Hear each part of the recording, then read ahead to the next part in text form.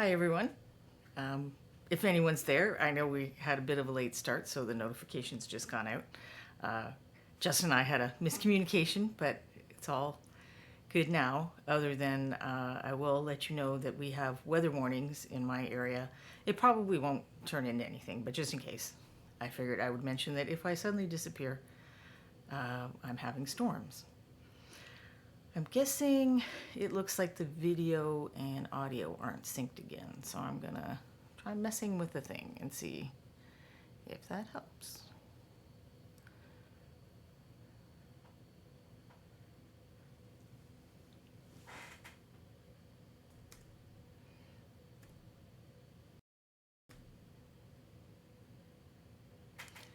So let's see if that looks any better. I think I just made it worse. Okay, but now I know what I need to do.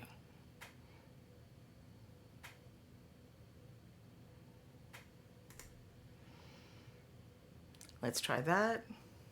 Hopefully better.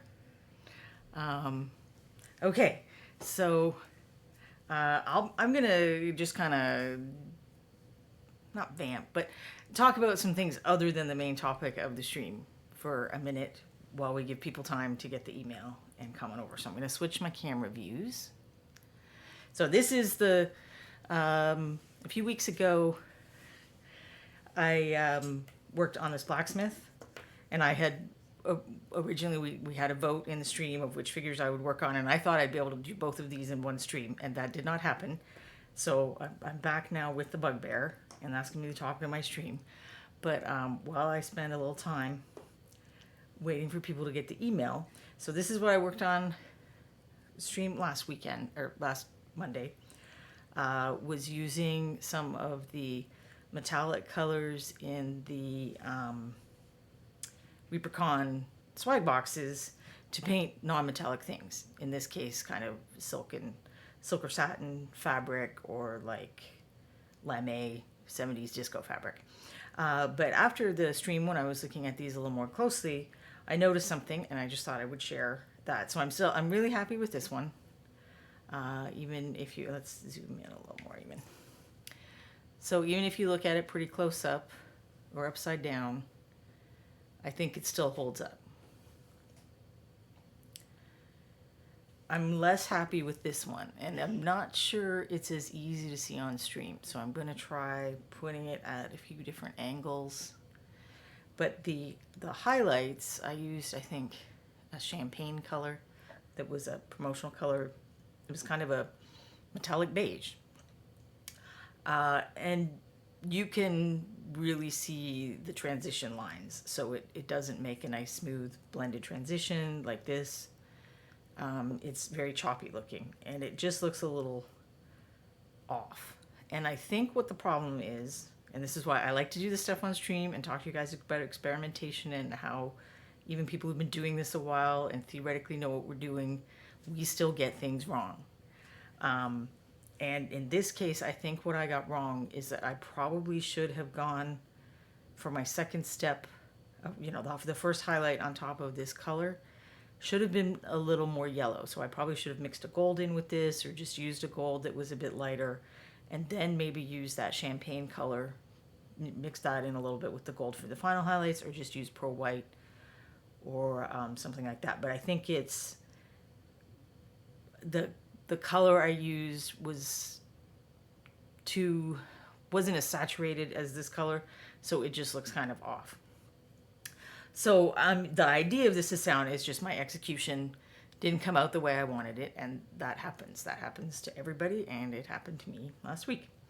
So I'm not probably, maybe I'll finish this guy at some point and then I'll put him up, but I wasn't planning to do a blog post summarizing these guys or anything. So if you want, you can catch the repeat of the stream. I suspect it's still here on Twitch, and at some point this week, I would guess that it will be uploaded to Reaper's YouTube channel.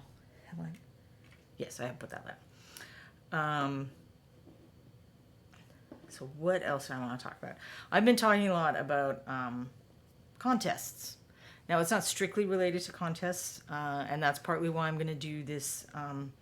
What we're going to do with this bugbear is I'm going to critique it as if it were in the MSP Open, and I was giving someone a critique after. Well, it's going to be a little more thorough than that because I have more time than I'll have after the MSP Open or not ReaperCon. There's always so many things and so many people that need help.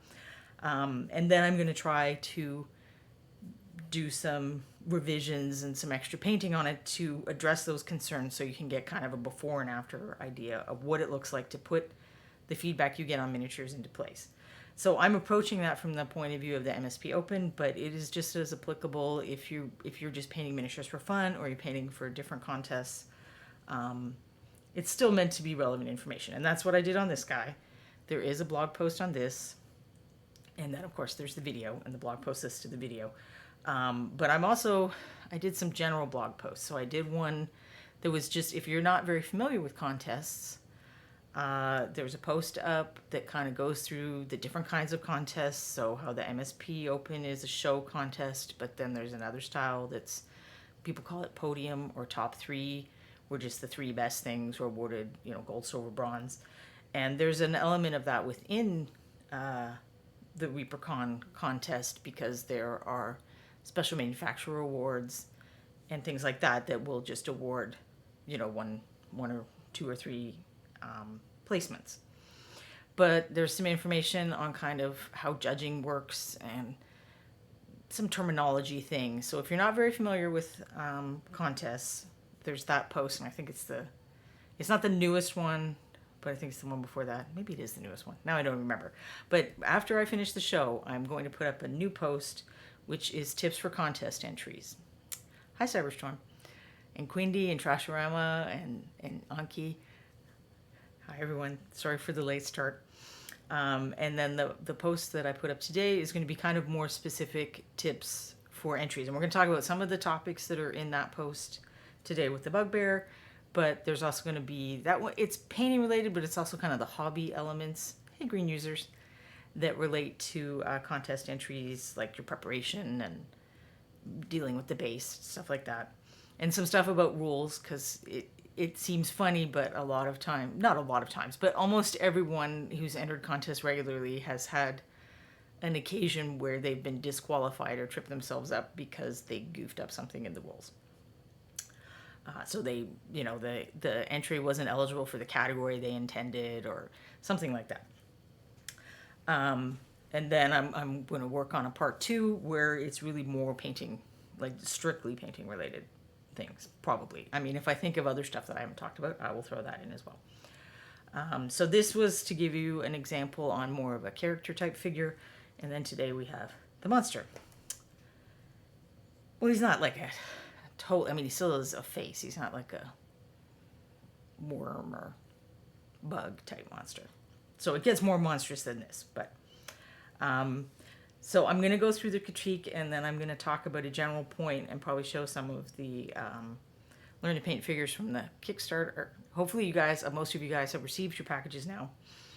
I know there have been lots of issues, but hopefully most people are getting their stuff and getting to enjoy all the cool things. And if you have the Learn to Paint kit, you'll see some of the figures and how I painted them for that.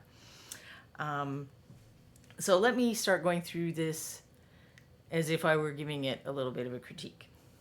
So first we'll zoom out just a little, or maybe I'll zoom out a lot, because it is important to realize that the first encounter people have with your miniature, and this applies whether it's a contest or anything, like a gift, a game, whatever it is, the first encounter people have with your miniatures is generally at least 2 feet away.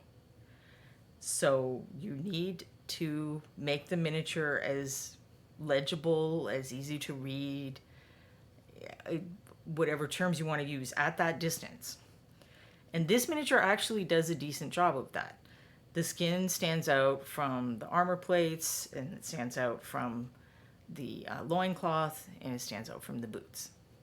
So this miniature actually has a pretty good foundation or bones of a paint job. So the underlying structure is fairly solid on this guy. And there's from the back, where sometimes kind of the rules about what's interesting, or not rules, but guidelines for what's interesting are a little different when it's a figure from the back. It's not quite as well defined, but it's also the back, so it's not as important, really, because most people are probably going to encounter it this way first. But what I did forget to mention, this does include posting online, because often what people will see is a thumbnail, or they're on their phones, so it's small and they're going to have to click through to see a bigger version. So you kind of have to, Instagram or whatever, kind of have to attract their attention here at a distance. And this is one of those things that, interestingly, people who paint a lot for tabletop are more likely to realize intuitively and get right than sometimes the people that are trying to really paint to a high level and win contests and do well. And I absolutely was one of those people. This is still something that I struggle with, and I will show you some examples of that. And I've talked to people, and I probably was this person back in the earlier days, that they don't think it matters for a display miniature. So the display miniature is like something you're doing for a contest, for a web store, to give as a gift, something that you really want it to come out nice. It's not something that you're just getting together as quickly as possible for your game tonight and people are just going to kill it in 5 minutes. This is just as important for display miniatures as it is for tabletop miniatures, because people are still first encountering them at a distance. So that's one of the mistakes that people who are trying to be high-level display painters make, very much, including myself. I have another example of that. So this is a kind of incomplete example. This is a miniature I painted years ago, and it wasn't like super quick, but it was fairly quick for me. It was probably about 8 hours, which at the time was not speed painting for me, but kind of more my tabletop level, because that's also I am. And I wanted to repaint it to have it as a demonstration and partly to talk about this, and I completely failed.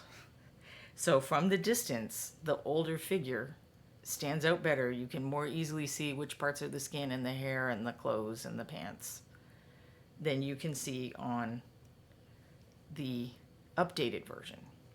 So this is the exact kind of mistake that display painters make. And I'm hoping to actually paint more of these to make the example better, but these are the ones I have right now. So let's zoom in a little closer and see what I mean. If you zoom in, this miniature has a lot more of the kind of contrast that we talk about. There's, the highlights are a lot lighter and the shadows are a lot darker on the pants and the face, and pretty much the whole miniature does the thing that we talk about the most, or we think about when we say contrast. That's the thing you tend to think about, is higher highlights, darker shadows. When people use the word contrast, most of the time they're actually referring to the whole package. Something doesn't stand out, something doesn't pop the way that other miniatures that they've seen that they like do. So in this case, the lack of contrast isn't in the shadows and the highlights. This one has way more of that than this one. The lack of contrast is that if I turn this to black and white, which I'm going to do in a minute, although it's going to get a little psychedelic for a sec, the lack of contrast is that each of my areas is roughly the same value of midtone. So let's review value. Value is how light or dark something is. So that's a value scale. There is white. Well, actually, I did do white paint, even though it's a white card, because that's how I do, I guess. So this is a value scale. This is a light value. That's a pretty light value. This is a dark value. This is a slightly less dark value. So this is the value scale. So when people think about contrast, they're thinking about, well, I got to make my highlights here and I got to make my shadows there. And that can be very helpful. And it does demonstrate a level of skill if you can do that in a way that looks attractive. But it's also important to not make, and this is kind of what's happening in this miniature, all of the mid-tone areas, so the basic color of her shirt, the basic color of her skin, the basic color of her pants, is like this. So if I mix it up and I have a lighter color like this next to a darker color like this, those areas stand apart more, and that's where he's a little more correct. Or even this still has that problem, but it has less of that problem than the supposedly improved version. And he does a pretty good job of that. So hopefully that makes sense. If it doesn't, let me know and I'll try and explain it in a different way. So I kind of think of that as one element of adding definition to a figure. Hello, Naharan and 32 Raiders. Hi, thanks for joining us. I'm just going to do a critique and then some paint editing on this bugbear. But I was talking about some general principles of things that can improve or detract from a paint job. And one of the elements that this bugbear, although it has a lot of problems, gets right is that even from a distance, you can kind of see what's going on with the figure, which part of him is skin, which part of him is fur, and the loincloth and all that kind of stuff. So that's kind of what I think of as definition. So sometimes when people are saying you need more contrast, they mean don't make everything the same value across the whole figure. So, and it's easy to do because you think mid-tone. So you're like, okay, mid-tone is I need a middle value of blue. And then I use my shadows. I have a dark value of blue. And for my highlights, I don't have blue. So we'll pretend that I used this color and mixed it in for highlights. But if you do every mid-tone is like this, so then I get my brown or skin or whatever, and I don't have another one handy. But you get the idea. If every mid-tone is this, even though I might have that dramatic range of highlights and shadows, it's going to end up like this. It's very prettily painted, but it's really hard for you at a distance to see, you know, where does the top stop and end, and where does the skin stop and end. So that's a thing to consider when you're doing your paint job. And that's one of those things, if I had gotten it wrong on this, I can't easily edit that. So what I'm going to do today, like what I did on the blacksmith, is I just came in and I added a little contrast here and there, and maybe I put some different colors in the shadows. So I think of that as like revisions or edits for a paint job. If I've messed this step up, it's a lot harder to fix that without having to just literally repaint some sections.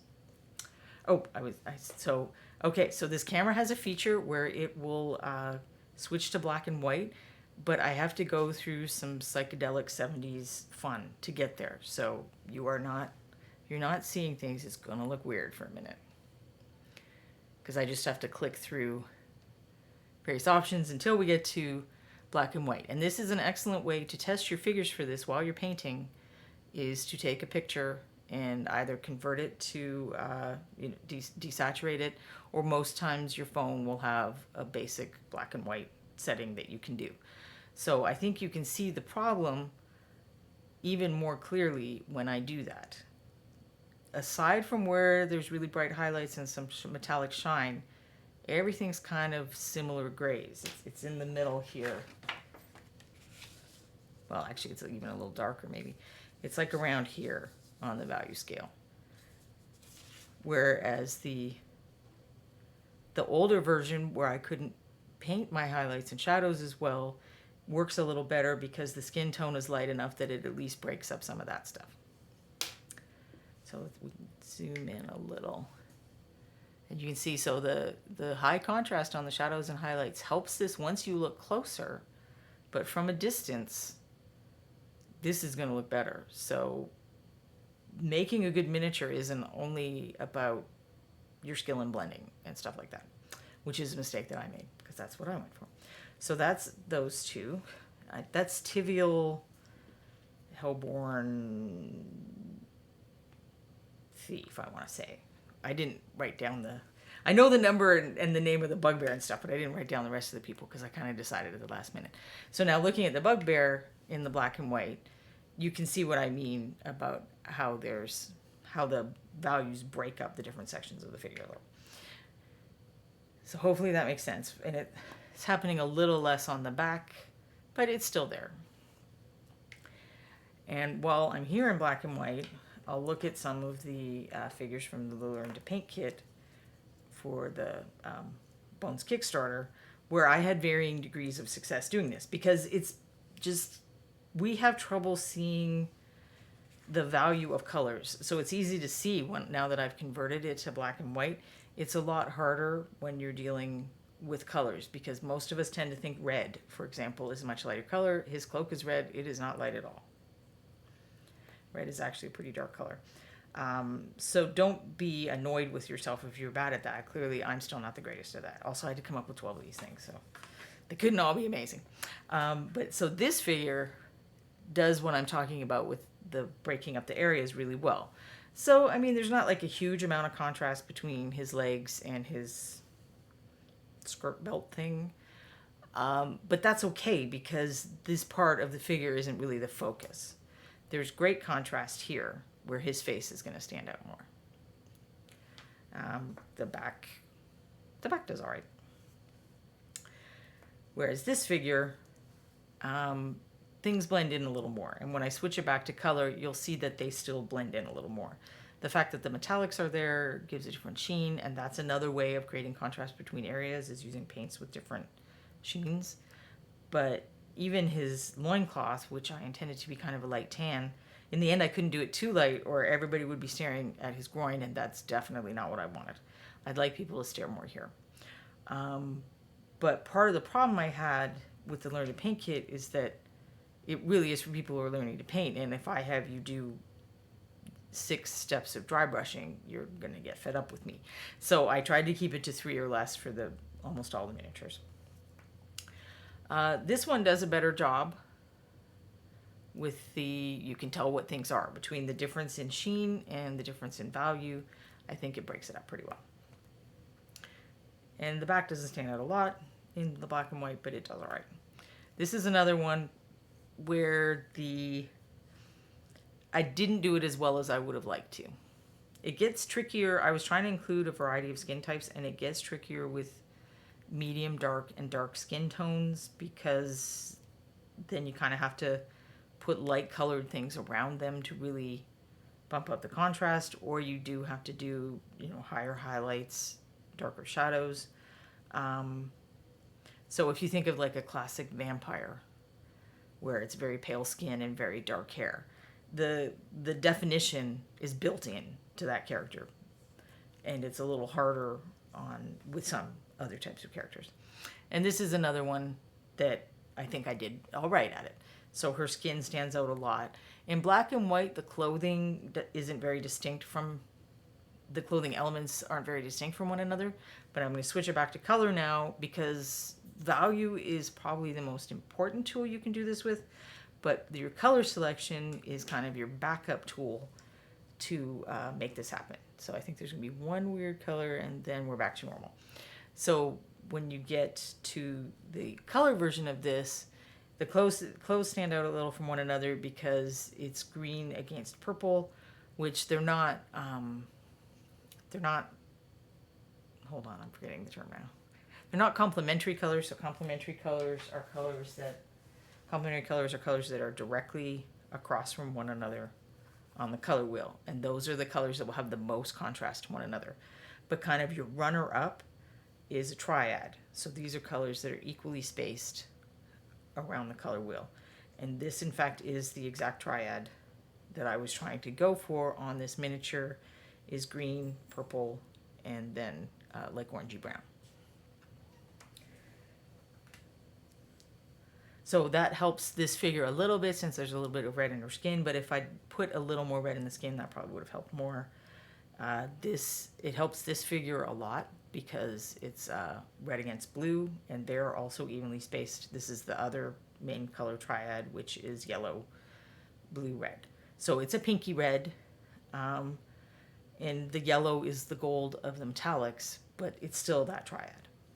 So they're further away on the color wheel from each other. And the color helps this guy. This is another yellow, red, blue because it's a bluey gray on his belt straps, then the red cloak, and then yellowy colors for the leather and the bow. And this one, I'm not really using color contrast that highly. I'm mainly using value contrast because although it's green, I didn't really use any red on this figure, which would have been the easy way to contrast, or even purple, or the orangey red that would be the part of the triad. So hopefully that makes sense. So that's the idea of definition. That's one thing you can do for definition. Another thing you can do for definition that I'm probably not going to end up talking about a lot today because he already has some of it, I think, is lining. So that's one reason people talk to you a lot about lining, is that if you haven't done this, if you haven't gotten the color and value contrast done very well, if you add the lines between things, it helps visually break it up and add definition.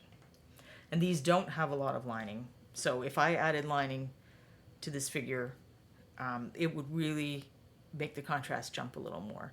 I cannot do that because this is Reaper's figure. Maybe I'll be able to get some additional copies of these sent to me, and I could do, follow the instructions on stream, and then do another episode where I'm like, okay, if you wanted to take this to the next level, what would you do? And lining would be the number one thing I would start with. So that's when people are talking to you about lining and they're talking about contrast. Sometimes what they mean is when I look at the figure, it looks like a blob and I can't tell what is what. And I can't tell what is the important thing that I'm supposed to be looking at. It doesn't always mean your highlights aren't light enough and your shadows aren't dark enough. Those are always good things to do. It's always good to push your shadow and highlight contrast. But sometimes when people are giving you feedback on miniatures, we do not have a very robust language for critique in our little hobby. So when people are just commenting on your Facebook post, or your friend is talking about it, or something like, even when you come to ReaperCon and you're getting the instructors to talk to you about it, we've made up a lot of terms in our hobby. Like when I'm telling you it's definition, I made that up because I didn't know how else to describe it. So another person might describe it to you a little bit differently if they were talking to you about it and giving you feedback. But hopefully the idea comes through. Valander was pointing out that there is a lot of saturation contrast on this orc, and this is absolutely true. So the green is very saturated and everything else is very unsaturated. I mean, this is as neutral a tan as you can get, and the other things are literally black, white, and gray. Well, they're brown on there, but it's so dark it might as well be black. So hopefully that makes sense. And now I'm going to put those miniatures that I just mentioned belong to Reaper out of the zone of me splashing paint around. So again, for the people who got here a little late, I have a blog that's up there, and I'm talking a lot about contest entries and how you improve miniatures right now, because a lot of people are getting ready to go to ReaperCon, but I'm not talking about it solely in terms of ReaperCon, so the suggestions should hold true whether you just want to improve your miniatures generally or you're going to a different contest. All right, so what, oh, that's true. I had more things to say about that guy. This was just kind of the starting point. And for anyone wondering, this is available in Bones as number 77015, and this is a Bones copy. But he's also available in Metal as number 3245. So going back to the critique of this miniature, the number one problem with it is that it is not finished. And I didn't actually realize that at first. It's even more unfinished than I thought it was, because when I took it out of my case, I did realize that I had never painted the strap for the shield. But then when I started looking at it closer, I'm like, oh, I also didn't paint the rivets. So if you look at this thing that's just plain black, it's supposed to look like this gauntlet or arm guard there. This has those same rivets. I never really finished painting his face. So I did some a wash or something on the teeth, but I never came back and painted them white or gray or whatever. I never really, I mean, the eyes are going to be tough. They're probably just going to be darkened, but I didn't ever actually do that. And this may seem super obvious, but we have all done it. We've all thought we were finished in miniature, and then a good reason to take pictures of it is because that will often reveal to you that, oh, I did not paint that strap or the back of the arm or whatever. So it seems obvious, but it's worth mentioning as something to check when you're frantically painting your contest entries last minute, and you're like, oh, I'll go back and paint whatever later, and then you forget about whatever. Try to give it a once over, or ask a friend to give it a once over. There are some areas with chipping. As a judge, and I can't speak for all judges, but for myself, if I see just one or two chips on a miniature when I'm looking at a contest entry at the MSP Open or even another contest, I'm going to assume that happened in transit or when you were unpacking it or something. So I'm not going to ding you for that. If there's a lot of scratches, then it's been ongoing damage. That doesn't look as good, because it's like part of entering a contest is trying to put something to a high degree of finish and making it your best effort, and that demonstrates that you didn't do that. So I will probably try to fix those chips. Let's see, what did I say? Something else wasn't finished? No, I think that was all the unfinished things. So I don't know if you can see it on the video if I move it here. The strap that he's holding for this shield is not actually attached. So I can slide my brush under there. And when you're looking at it, it's not attached over here either. When you're looking at it in the hand, you can see that. And so kind of getting your prep right is also an important, if you're trying to, I mean, you know, if you just want to put in something that you game with that you think is a good paint job that you did, that is absolutely okay to do in the MSP Open. We are happy to see all kinds of levels and styles of miniatures. But in terms of if you're trying to up your game and start going up the medal ranks and stuff, hobby type elements also count. So I would either, you know, maybe I should go get the metal version of this and make sure I've assembled it well. Or I could try to glue it and then hold it like that, and it would probably hold. I probably won't do that on stream because then you'll just be sitting here watching me hold something, waiting for the glue to dry, and that's not super exciting. But one of the reasons I selected him was because he had an example of that. Another example that it's not going to happen on these figures that have the integral bases, which I know a lot of people hate, but there's another thing that happens if you have the figures that aren't on integral bases, or if you cut him off and you wanted to put him on a custom base. So generally what happens is people would, you know, let's pretend we cut that off, and I'm going to use a pin. Often I use a paper clip, but I don't think I have one handy. So I'm going to, you know, drill a pin into the bottom of his foot and then drill a pin into my base and shove him in there with glue. But even if I've done a dry fit, it's very possible that he's going to end up just floating above the base a little. Just a little, and you think, oh, whatever, that doesn't matter. But it looks, it doesn't look professional. It does, and it doesn't look realistic.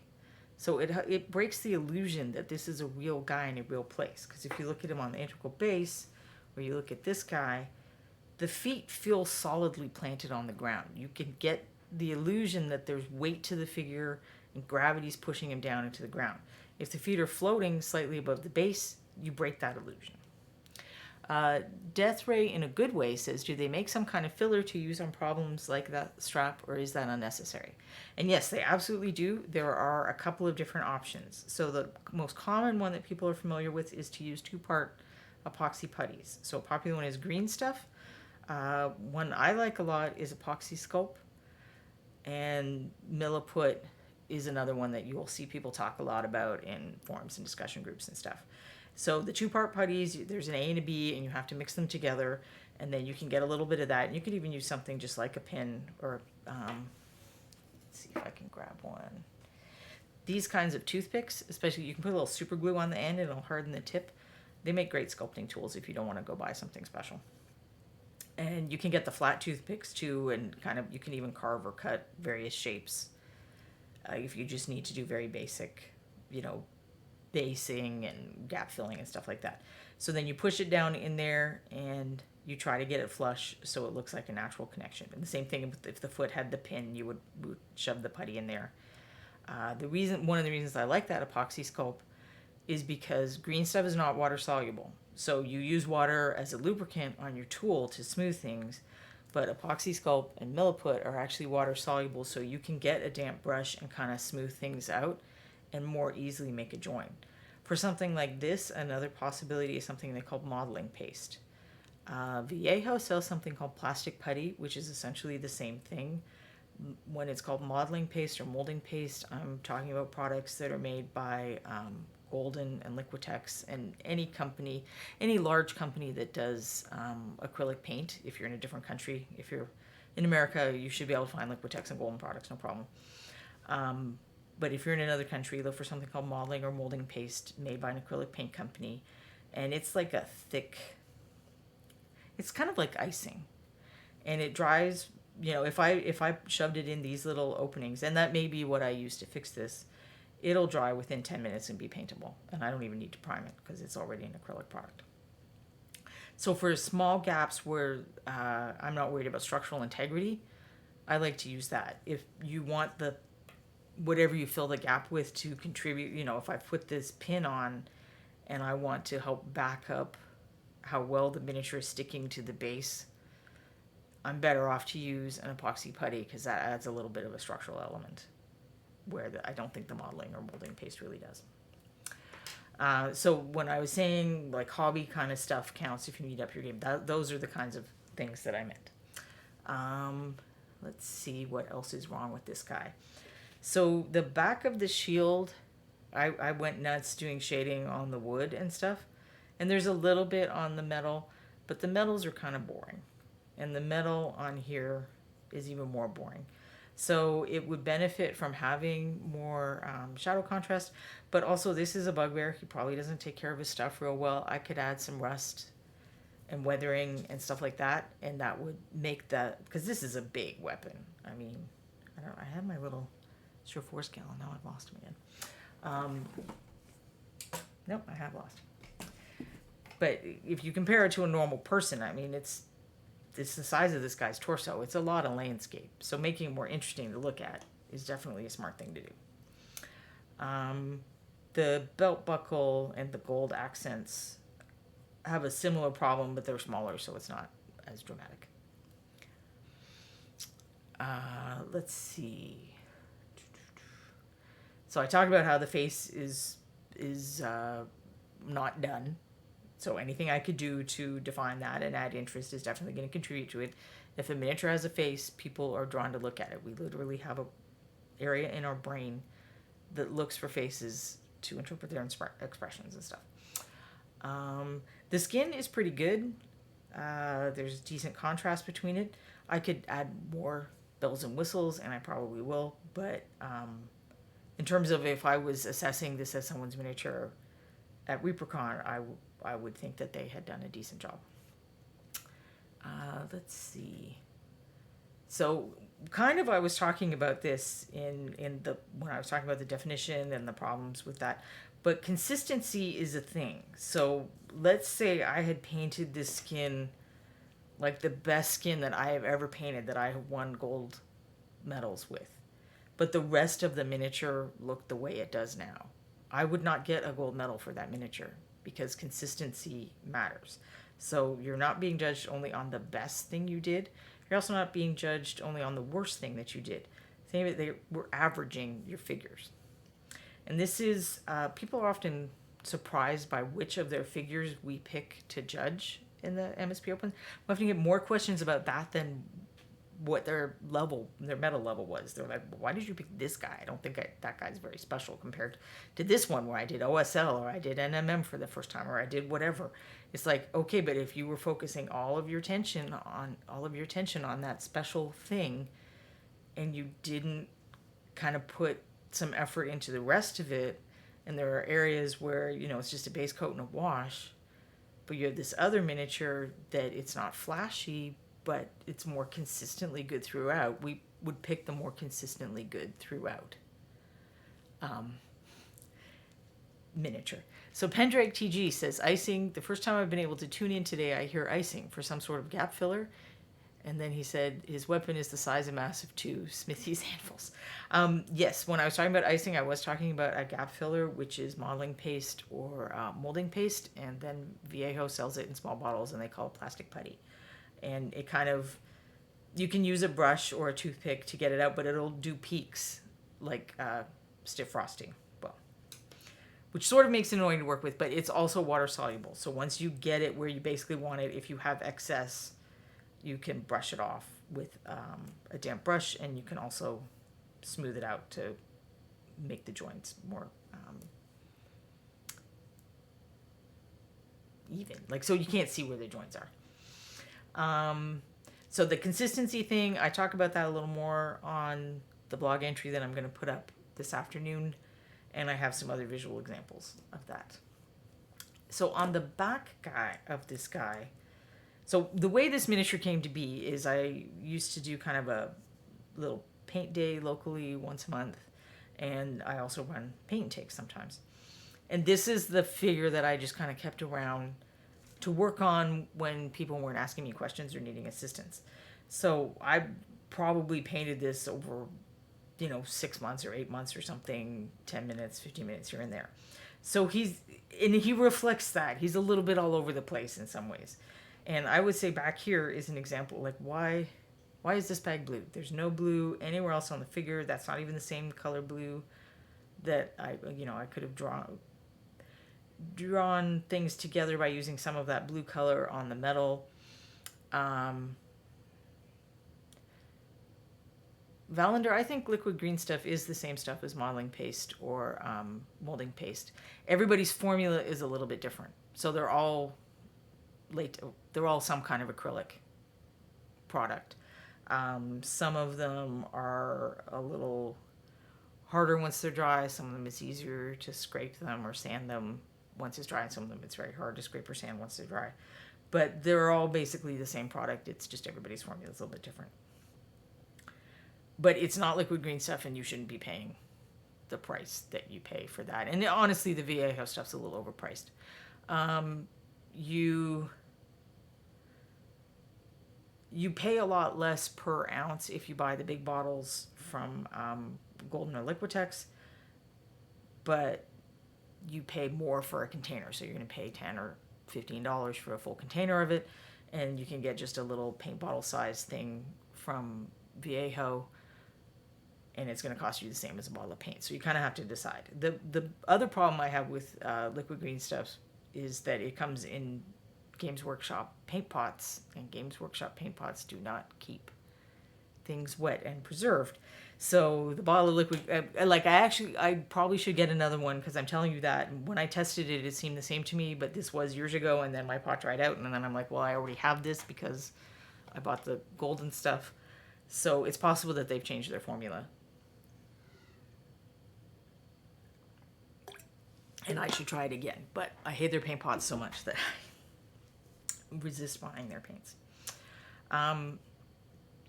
So I think because I was just kind of doing him randomly, it looks random. The green I'm okay with, because that's how we're going to start adding some interest and drawing this figure together, is by using green. But whether or not I do it on stream, I think this should probably get painted like a more generic leather color. Now, story-wise, I could say, okay, he picked these up off of adventurers that he waylaid, or travelers on the road, or whatever. So you can sort of make it make sense. From an artistic point of view, if you use a really distinct color like that, it is best to use it in at least 3 places on the miniature, so that you're kind of unifying your color scheme and stuff. And it's really just this one little spot of teal blue that it's like, why? What has this got to do with the rest of the figure? That's a lot of red and brown, which is why I can tie in the green, because we've already got, a reddish, we've got red here, we've got like a bit of a pink thing in the skin. Tying in the green is using a color contrast. It should work fine. And that was my last point, actually, is that I will be using green to tie things together and add some visual interest. So I'm just going to stick them down on my holder and get my palette. Oh, as I did with the last one, I'm going to try and use colors from the Kickstarter and the Reapercon swag boxes. Partly because I didn't have those colors when I painted the figure, so hopefully that... because I want to demonstrate that you can do this editing or revision stuff even if you don't remember what colors you use. And I painted this at a paint and takes and stuff. I literally have no ideas what... I mean, I think I could guess a few, but I really don't know what colors I used. So these are the colors from the Kickstarter that some of you have probably received that I swatched out. And if you like swatching, or you want to know about why swatching would work for you, there are streams about that. And then these are the ones in the Reapercon swag boxes that you can still pre-order on Reaper's site. I may add a few other colors because, if I need black, or I just don't want to spend my whole time mixing. But I'm going to try to stick with those. And then I also, the last miniature that I painted, I just kept the paints over here so that I would have some colors to use. Trashorama asks, so either on a model like this or maybe even on its own show, liners, is there such a thing as too much lining? I don't think there's such a thing as too much lining. I think it will depend a bit on the effect you're going for, whether you want that lining to be very dark or whether you want it to be customized to the area. So chances are good that I probably did just end up using blue liner all over this because it was ill-defined. But if I were lining a light color next to a light color, and none of the miniatures I have are a good example of that, I might use a color more like this. So I wouldn't necessarily do all my lining in this color, I think is what I'm trying to say, is if I have two colors like this that are adjacent, and I use this, that is going to be stark and cartoony. So if I use something more like this, I would probably like how that looks better. The other way I would say there's too much lining is how wide is the line. So if your line is this wide, it might look like too much. You might need it to be a smaller line like that. Generally, where it's the bottom of things, you can do a wider line, because if you think about her belt would be casting a shadow. So the sun's coming down from here. The belt would be casting a shadow below. So having a thicker line makes sense. And it's going to reflect the way things really look, and most people are going to like the way it looks without thinking about it. If I have that same thickness of line across the top of the belt, it's going to look weird, and people might find that it doesn't look very attractive, and they're going to think it's cartoony. All right, you had additional questions that I have to scroll back for a little bit. Oh, Trash said, I saw there's a new liner coming. I'm pretty interested in that. Oh, I think you have news that I don't have, Trash. What's the new liner? I need to know more. Gray Moser said, for instance, don't paint a skeleton with mostly browns, a bit of silver, but blue feathers, for example, on quiver arrows. I mean, you could, but if you could work a bit of that blue, maybe you do some blue shading on the rocks or grass or whatever the skeleton's standing on, or even a little bit of blue shading in the skin, because we did an episode where I did different wash colors on a skeleton and the blue actually looked really cool. That would probably make it work a little better. And also the other thing that would make work a little better is your saturation levels. So if you are using, like, I actually don't have a really bright blue, do I? No. If you're using a really bright blue, actually, let me get this, or this, and all the other colors you mentioned for that skeleton are, brown and the color of bones and that kind of thing, this is really going to stand out. So people are going to be looking at the arrows a lot. If you're painting the blue arrows a more muted blue like that, that's going to work a little better. See, Carrie Michael Cosby says, I'm almost done swatching all my bottles after watching your swatching episodes. You are way ahead of me. I've been working on it. So I do have swatches on, well, okay, I pulled that one off. I don't want to swatch on that. But since the colors I'm mentioning, and there I find another one, are ones that, good job me. So I've been doing this, and I've also been going through my paints, doing paint maintenance. So if you've had your paints longer than a year or two, you might want to consider doing paint maintenance. And this is something else that I have a blog entry on, where I run through the common problems that you'll run into with paint. And I am way overdue on doing that. And you may have seen this on a few streams where I grabbed a color and it was all thick and goopy, or something was wrong with it. And that's because I've been lax about doing my paint maintenance. When I was supposed to do it was probably about 2 years ago, and we were packing everything up and doing some renovations, so I just kind of never got around to it. But doing the swatches is giving me an excuse to go through and also do my paint maintenance. So I do recommend having, because these will last. I mean, I still have a few colors from the original release when the MSP line came out. Colors that we discontinued, that I keep them because I can't buy a new bottle, but I like the color, so I keep them. And as long as I do that paint maintenance, they're okay. They may not, I mean, I prefer fresher paint when I can get it, but they're still usable. So you can keep paint for years and years and years if you do that check now and then. But paint can evaporate, even though these are plastic bottles, and it's not consistent.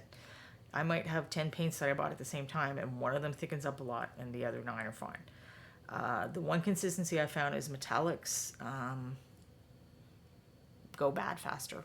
So you need to kind of keep on top of them and add water and mix them up well, more than matte paints. Let's see if I missed any other comments. Pendrake TG says a Smith's anvil can weigh 50 to 200 pounds, so that chunk of metal he is swinging around weighs, at least 100 pounds. That's an amazing wooden half to withstand slamming that much metal into other objects. I mean, I guess we could assume that the half goes, maybe it's hollow and half goes up there. I don't know. It's fantasy. Sometimes I'm okay just letting it go. But I know that some people prefer weapons and armor to look a little more realistic. Let's see.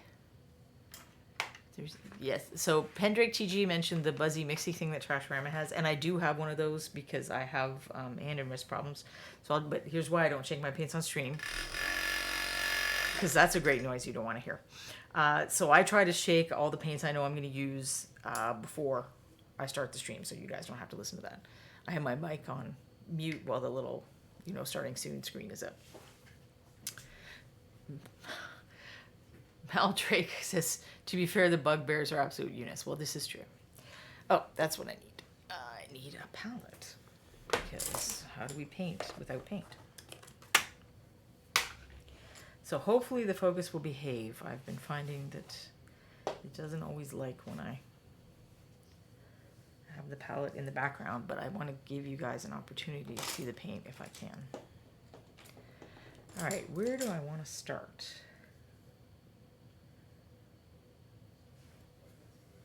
What a good question. So I'm going to leave the face because it may be that I can't see well enough on stream to keep him in view area and actually see what I'm doing. But I will give it a shot if I can. I think what I'll actually do first is just repair some of the little problems. Where did I have I had a color, now I lost it. Because of course I did. Well, I'll just use a little bit of this. How did I do that? There we go. So I'm just going to use black and brown because I think that's literally what this is just a mix of black and brown. So it should fix it pretty quick. That one I probably won't worry about it being in view because it's just touch-ups. But in case I want to go over it after, I want to make sure I have some paint there.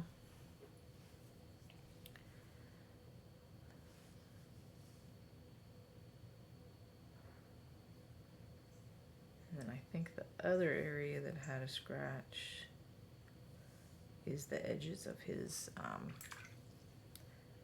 red tunic or red loincloth. And this will be interesting because I didn't keep a lot of reds. So I've got chum red. It's probably not the exact same red, but hopefully it'll work, or I will figure out how to adjust it. And the reason that happened is I had stored him in foam, and he sticks to the foam sometimes, so it rubs against those areas and has removed the paint. So I think that's what last week's episode was. We talked about transportation type solutions. If you are going to a con and you're bringing miniatures for gaming or contests, how do you get them to the con? And we talked about some various options, and I showed off ones that I have so you could get an idea of them.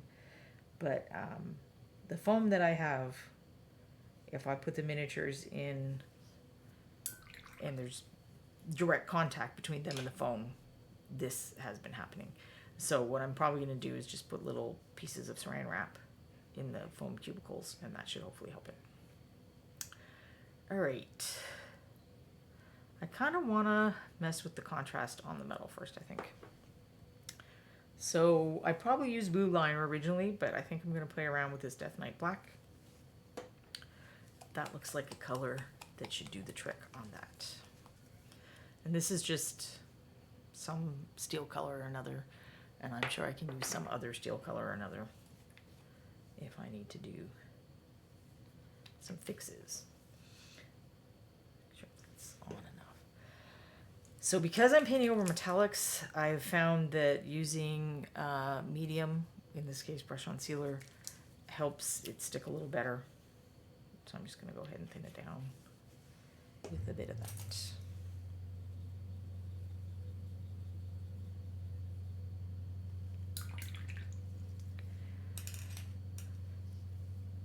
Now, I'm not using a wash because I want to control... Well, it looks like I pretended to do some weathering on this, but we'll have to do some more. I want to control where it's darker and where the metallic flakes are still showing. And I think metallics are actually great to practice layering on because of that slickness. It's easy to just wet your brush down and then come back if you see a transition line and wipe it away. Where you don't always have time to do that on. I'm not even sure if it's that the type of paint is making a difference. It's because of the reflectivity of the metallics, you just don't see the transition lines as much. But it does feel to me like it's staying a bit longer. I want to test this. This may actually be too light. No, it's fine, but I will likely go down a little dark. Like I might add some black to this and go down a little darker to do a final level. I'm trying to decide if the MSP paints used to say how many milliliters were in the bottle. I think they used to say a ½ ounce. And they still do. So I don't think they ever said it in milliliters.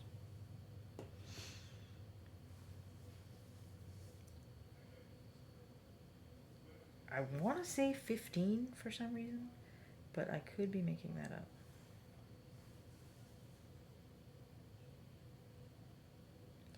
So I can see, now that I've put my spectacles on, I can see that I did put some brown in some places on here to do weathering. But apparently not enough if I couldn't tell that I had done that without my spectacles.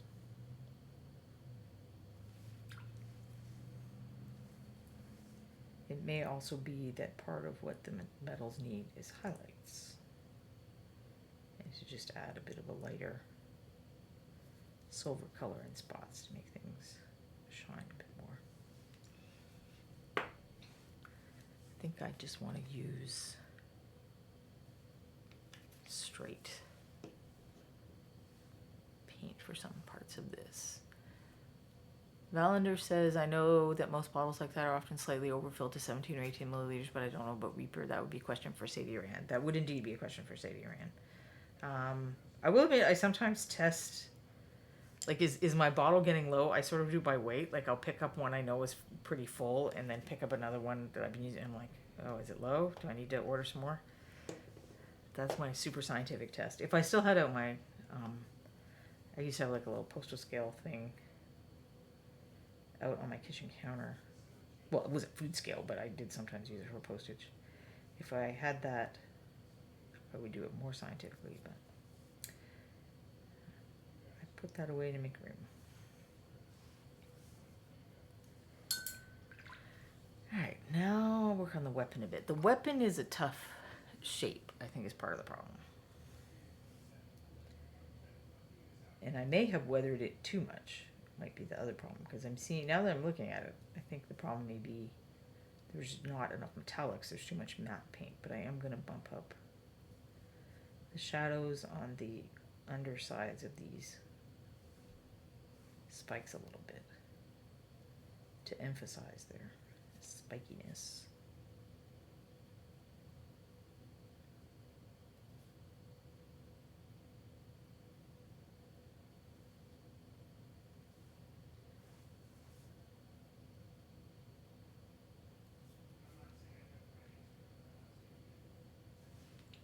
And there's a spot where I have way too much paint and would have a transition line, so I'm just going to wipe it away. There's a little chip on that spike, but as I say, I think we need to put highlights in, so it'll be fine.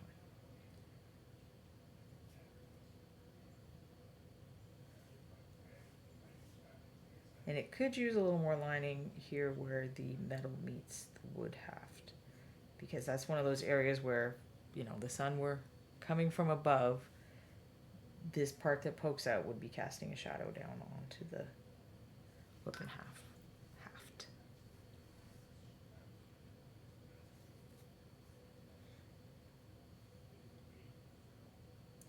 So lining is a little more realistic than people sometimes feel it is, but even when it's not, that idea of visual definition is important enough to just go ahead and do it anyway, even if you're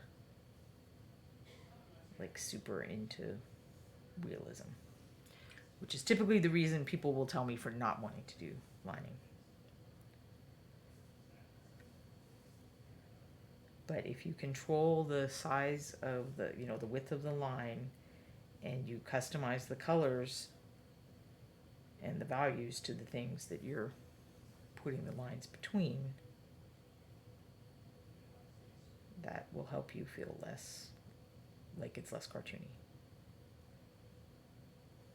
Am I staying in frame? Is a good question.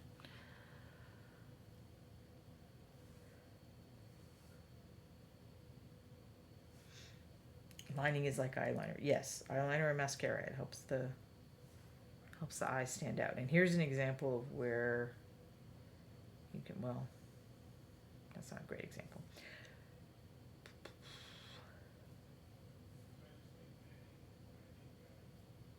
I think I did do lining around those, but I might not have, but I want to. And this is a dark enough area that I want to use a really dark color. So I'm going to get out the blue liner.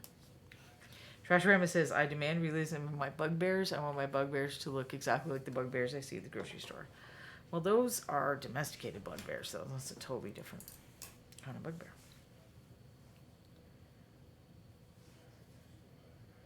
And this is, I think, the easiest way to line stuff like this is I'm not going to paint. Well, typically I try to do lining before I paint everything anyway. But I'm not going to paint these metal rivets on yet that I had forgotten to paint originally. This is one of the areas that I was mentioning that I forgot to paint. I'm going to paint this dark thing over the whole area and make the lining. And then when I come in with the metallic, I'm just going to dot it onto the top of the rivets, leaving the line showing around the edge. I should have left one of them without the lining so we could see the difference, but perhaps another day.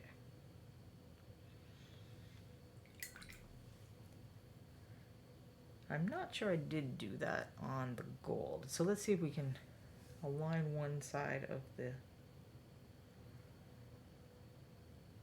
belt decor and not the other. And we'll see what it looks like.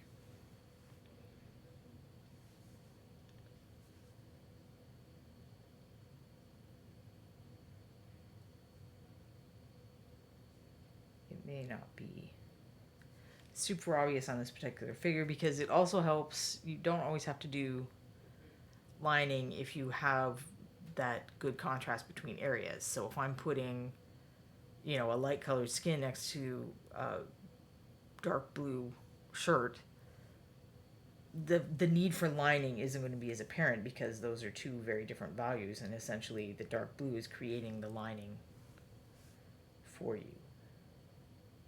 If I have a light skinned person and a light colored blue shirt, I'm going to have more of a need for lining.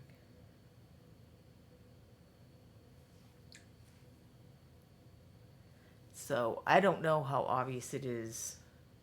Let's see if we can zoom in a little. That I did some lining on that side and not on that side. Where I could do a little more is actually in there. I don't want to use the blue for that because this is gold. So I'm actually gonna get my dark green, and I might have to mix a little blue in it, but I'll start adding green elements. I would usually do purple on gold. Purple works really well. 2 shade gold and add interest to gold. But we're going to try and do this miniature without purple. And I'll just add a little more dark color here around the decoration thing on the belt. And I think that will be more obvious than the lining that I was adding around the rivets. I think you can see a little. So if you look at those rivets and then you look at those rivets, I think you can see a bit of a difference. Lining often helps things look cleaner. Like if you put 2 colors that are pretty similar, you paint them together, that edge often looks really rough, and adding lining takes care of that problem.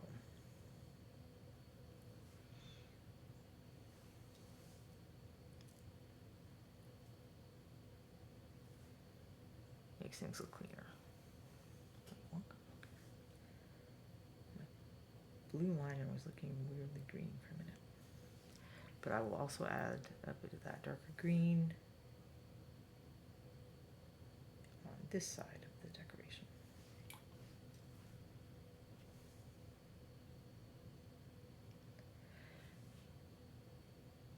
Trash's lining could probably be a whole episode, and yes, absolutely, possibly more than one. And I got a little bit on the gold, but wiping it off with your fingers is a legitimate method. I also have my eraser brush. So this is a flat or a slant. It might have been a slanted flat, I can't remember. That I cut down so the bristles are pretty short. So they're not super hard bristles, but because they're short, they're a little firmer. And if you make a mistake and you get that damp and you kind of scrub it off, you usually can get it off before there's a problem. I feel like I did make a mistake here. There we go. We can see it in action because I think I got a streak of that liner paint on one of his pecs here. And even though I don't even remember exactly when I did that, the fact that it's coming off says I did that today, not when I originally painted this miniature. Because acrylic paint actually takes at least 24 hours to fully cure. So you do have to be careful with this if you just painted the section and then you're doing the lining or the shading or whatever. You can't rub too hard because you'll probably start to take off the other paint that you just applied that day. But since this is new paint going over super old paint, I didn't have to worry about that too much. All right. I think, so I'm going to do a weird thing where I'm going to add some red to his skin and then I'm going to add green to his skin. So I'm going to get a little thing to do washes in. So I have these little metal palette or porcelain palettes. You can use old blister packs, or you can get a 10 well palette for a couple of bucks at the big box store or the art store or many other places. But this is compact enough to fit in my stream setup, so I'm going to use this. And what I want to do is make a wash, and that should be, well, actually I want to make a glaze, so not even a wash. I want this to be super, super transparent. And this was Chum Red, which I think is last year, one of last year's Reapercon colors. I allowed myself to use both this year's and last year's Reapercon colors because I guarantee that I didn't use any of them to paint this guy because he was painted before that. So now I'm going to test. That's why I have these pieces of paper, old pieces of paper with text on them, is I test washes and glazes. And that is, there's a lot of color there. That is more color than I would like to add for a glaze. Because the thing with glazes is, we were just talking about how acrylic paint dries and stuff. If I put that on the miniature and it's way too red and it starts covering up all my highlights and stuff, I don't really have a chance to scrub all of that off. You know, if I just do it in a little spot and I realize I can scrub that off. But if the glaze is there and then I let it dry so I can see what it looks like and it ended up covering stuff up, it's too late. I just have to paint my highlights over and stuff.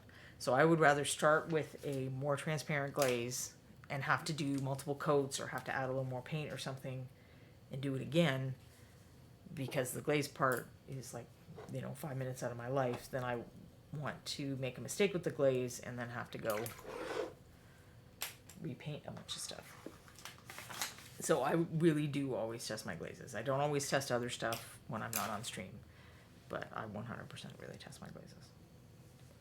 And it's probably going to not do anything because I really am erring on the side of caution, but let's see. So I just kind of want to make his skin pinkier. He's not humanoid. I mean, he's a humanoid, but he's not a human creature. It's okay if he has kind of funky skin. I was just looking for a bigger brush because I like to do glazes with a bigger brush if I can, but I don't have one, so we're just going to use this.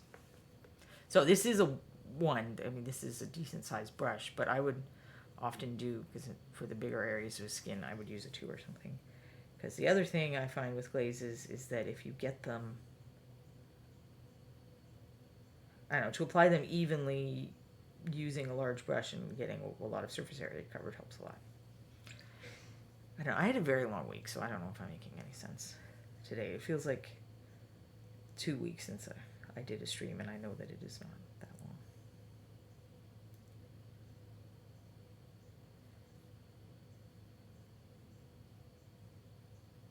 Okay, so I'm gonna let that, this is one of those things that I don't know if it's too subtle to see on stream, but I'm letting it dry a bit to give you a chance to see. I did this part of the torso and I haven't done that arm.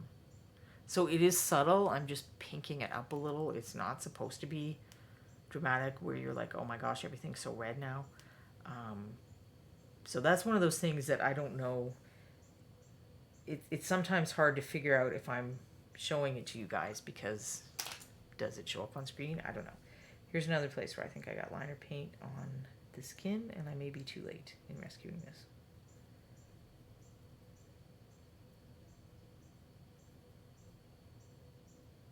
I got some of it. So even though, you know, that was like 5 minutes since I was lining those rivets, I'm actually getting some of that paint off. Not enough. I'm going to have to come back and do a correction, but that's fine.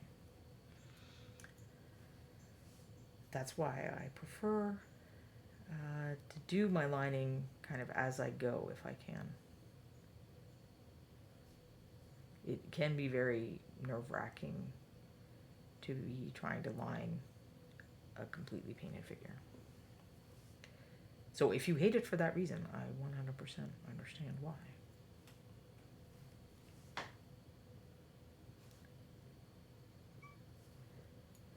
I don't know if you can hear. Oh, that's a different kitty than usual. Hi, buddy. Hi.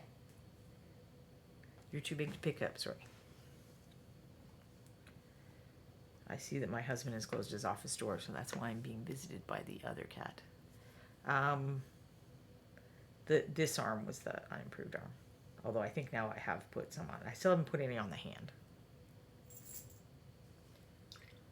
And I haven't put any on the face.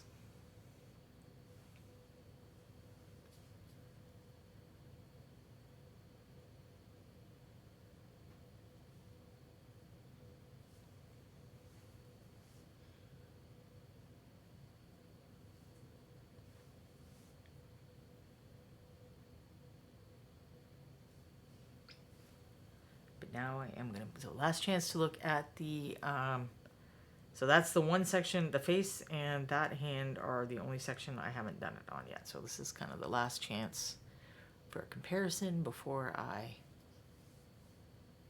go in and add it to everything.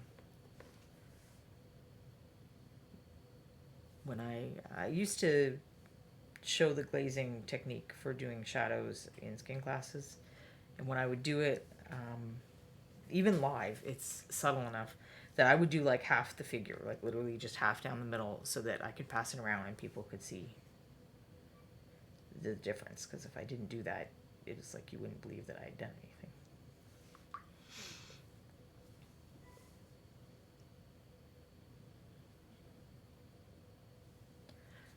We have the ears, have a back of the ears too. So just get those real quick, and then I did that bicep. Okay, so I pinked that up a little, and now weirdly I'm going to put, well, not weirdly, it is, I mean, I guess it's a little weird, but I'm going to do green in the shadows of his skin, and probably in the shadows of this loincloth. So red and green are color complements, and it has been my experience that when you use color complements within an area, you can sometimes get more contrast than you might with just a darker color. So this green is probably around as dark as what I used in the shadows of the skin. I could maybe even use a lighter green. We're going to test it and see. But it's probably going to be dark enough. So I had added some, this is the same color I used previously, which is Goggler Green. That's one of the colors this year. That's what the swatch looks like. So you can see it's not a super dark green. I mean, if we compare it to Blue Liner, it's not, it's dark, but it's not like super dark. But I want to start there because of that color contrast thing. You can sometimes, it'll look darker than if I use the blue liner, possibly. That's my theory. I do this with purple most often. Purple's actually pretty safe to do it with. It goes with a lot of colors, or it complements a lot of colors. But I want to go for the full on. And you can see now that I've added the, well, maybe you can't. Let's see. If I tilt that, you can see that it's a little lighter. Then I'll put, well, actually, I'll just even use the Death Knight, which I know, maybe it's as dark. I would say it's slightly less dark than Blue Liner. So because I've thinned it out, as well as using less dark of a color. But now, so my tendency is I will be bad and I will start to go in an interesting area, but I try to remind myself when I'm doing something that I'm not 100% sure is going to work. So this is water. Mineral Jayhem asked if it's water being added. So I did add water. I also added a little brush on sealer. This is kind of the clear part of paint. It's the binder part of paint. So if you don't like your mix to be super watery, if you add this, it will have a less watery, a more viscous consistency. So it'll feel more like paint. So if you find really watery paint hard to control, and that's why you don't like doing glazes or washes, using some of this will help it feel better on your brush, or like more controllable. The other reason to use this is, I mean, Reaper paint is really tolerant of being thinned down, but you can, Anne calls it breaking the paint, I think. You need a certain proportion of the acrylic binder to the other elements of the paint to make a sturdy paint film. In this case, I have a sturdy layer of paint on the figure. I'm just doing stuff on top of it, so it doesn't make as much of a difference, because this is just going to bind to the thing that's under there. But best practices are to have no more than 30 to 40% of water in a mix, and then if you still need it to be more transparent, you use matte medium, or this is essentially matte medium brush on sealer. Gloss sealer is essentially gloss medium, to add additional transparency. So there are a variety of reasons why you might use that. You do not have to use that. Reaper paint thins fine with water. I partly just don't want this to run all over my palette. So I'm starting in an innocuous area, so that if I got this wrong and this isn't transparent enough, or this color just massively doesn't work, I can hopefully just wash it off, or no one will notice. I think it does work, so I'm going to go to a more visible area and do that thing where I'll do it on some parts and not on other parts, and see if you guys can see it. So I will do it on the right side of his pecs and stomach muscles, and not on the left side right away, and we'll kind of do a comparison. So the point of this isn't that you see that it's green. The point of it is just to add additional contrast and visual interest. If you turn it upside down, sometimes you can see when people have done stuff like that. And it's, if you go look at a lot of like fine art portraits and stuff, they often do things like that, use other colors in the shadows. So I think you can see it. My output is not very refined. I think you guys get to see better resolution than I do. And it's still a little wet too. But I think you can see that there's more definition between the pecs. Even though this is not a super dark color, I got more contrast essentially, because I'm leveraging the color contrast between red and green. So let's see if I can do it on like 1/2 of this leg and not the other half, and we'll see. And doing that also adds a little more visual interest than if I was just using a dark skin color, because you may not consciously see that it's green, but you're registering on some level that it's not just different values of the same color. So I don't know, you guys let me know in the chat if you can see any difference, and I will just go on.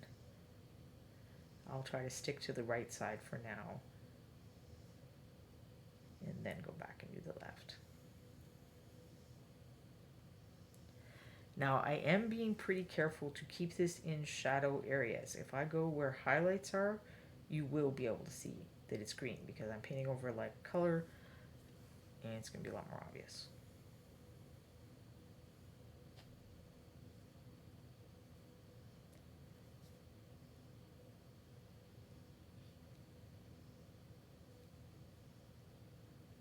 So I already got some of those areas. I'll probably stop messing with them. But let's do a little in between his toes.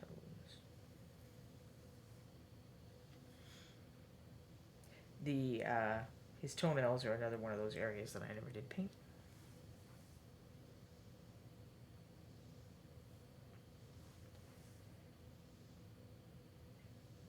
I would probably do them at the same time and using the same colors as the teeth, but I would take the teeth up a little lighter in color and probably use darker shadows on the toenails because I want more viewers looking here more. I don't want the toes to stand out a lot. I just want them to look toenail colored so that if someone does look down there, they don't go, oh, why are these toenails such a weird color?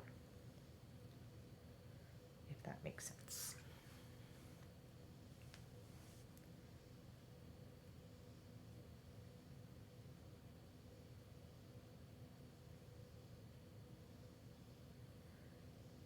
So part of my goal in doing this is to tie that green pouch in.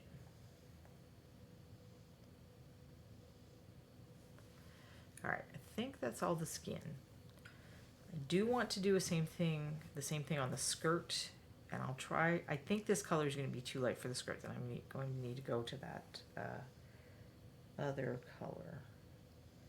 Because of the color contrast, since this is true red even, it might work. It might look kind of weird too. Oh, wait, I am frozen. Okay, I think I was frozen there for a minute. I don't know if you were hearing me or not. Trashram asks, what is a good human toenail color? And Valander says one shade lighter than the skin tone. And I would say if we were doing real people or if you were doing a larger figure like a bust that had its hand on its face or something, that would probably be a good rule of thumb. I tend to go with like that. I might do something like that for a shadow and then something like that, you know, for the lightest part, or a creamy version. Just something neutral and not as pink or as red is what I tend to do.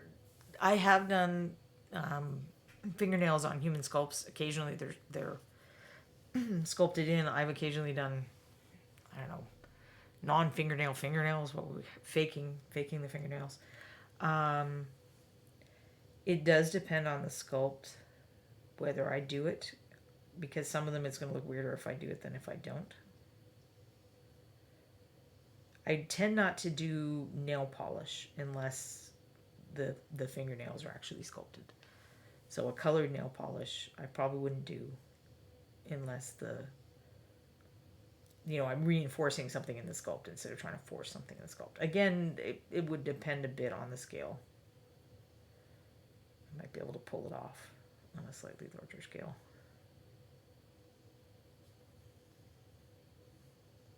I mean, I don't end up painting a lot of nail polish people anyway, because adventuring is very hard on your nail polish.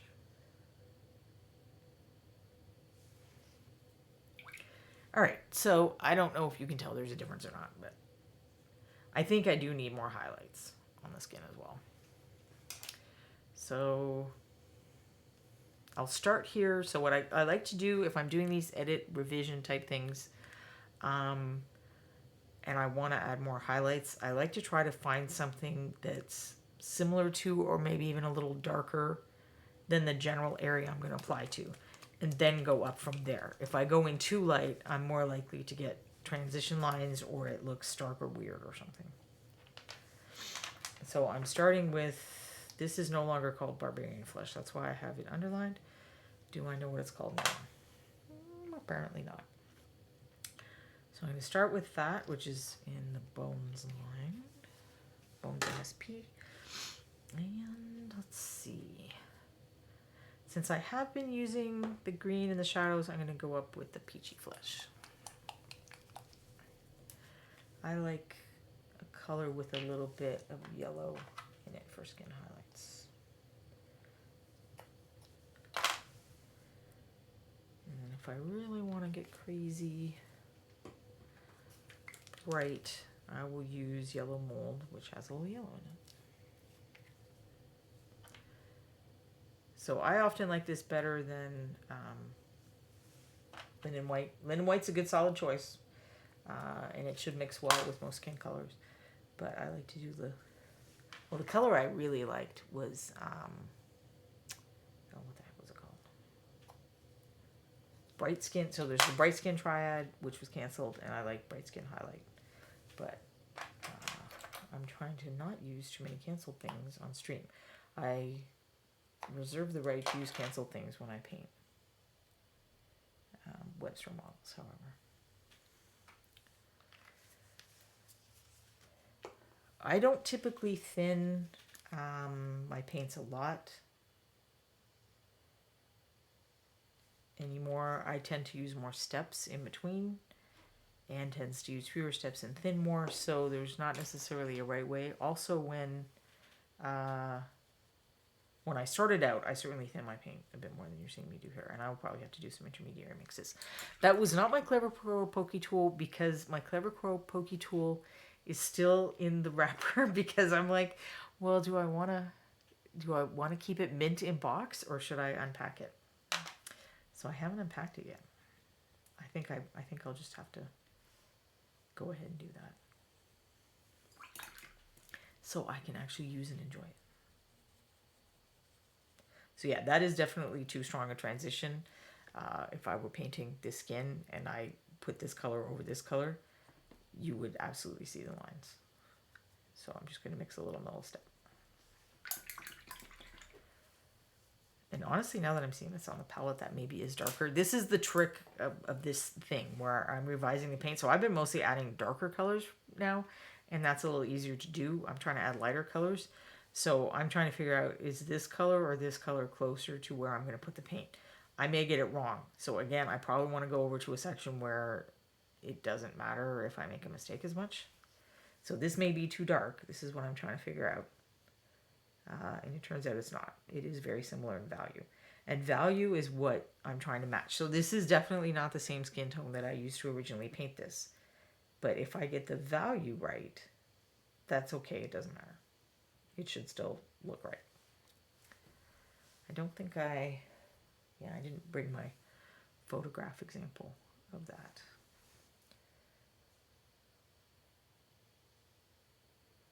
So now I'm going to go up lighter. The sculpt's a little weird right there. Well, not the sculpt. I think it's the cast, not the sculpt.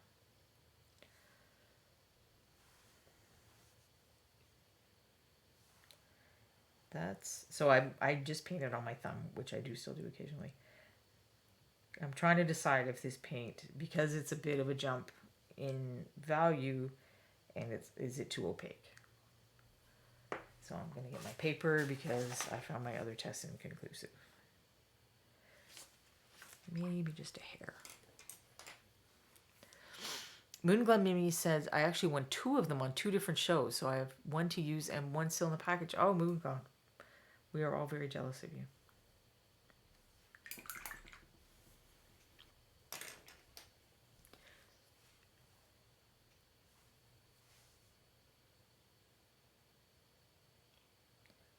So now I'm going in a much smaller area because I just want to add a little bit. And the jump, it is a bit of a jump. So I'm seeing more transitions. But it's also popping the skin nicely. So what I'm going to do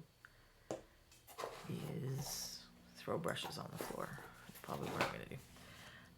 I'm going to just add a little more into my transition one to work out. And now that's probably too light, but whatever. This is When I tell you guys we all have the same problems as you, I really do mean it. I want to distinguish the. So when I'm looking at it in the monitor, this actually you can see the skin pretty distinct from the foot, but in person I feel like it's not as distinct. So I just want to add a little bit, but I don't want to go too nuts with that part.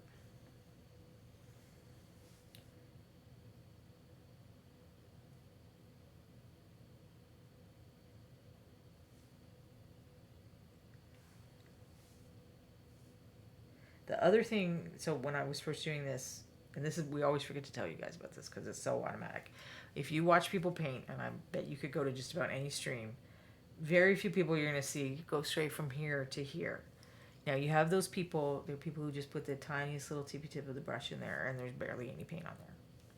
And they might go straight from the pool of paint to the miniature. I'm not like that. I'm not blobbing it up to the ferrule because that's bad for the brush, but I'm about a third of the way up there. This is an amount of paint I may or may not be able to control. So I'm checking how much paint is on my brush when I'm putting it on things, is why I'm doing that. So I actually have off screen a sponge instead of, I mean, I have a paper towel, but I use the sponge more. This is a dampened sponge. So what I usually do is dip it and then just roll the brush a little on the paper towel.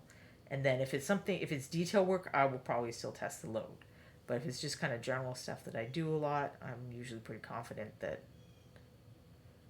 I have the load right and I can start putting stuff on the miniature. But when people talk to you about thinning paint and working with layers and glazes and stuff like that, we leave that stuff out because it is so automatic that we really don't think about it. We're on automatic pilot. Just, nope, can't go to the mini. Gotta go somewhere else. Make sure the paint load is right.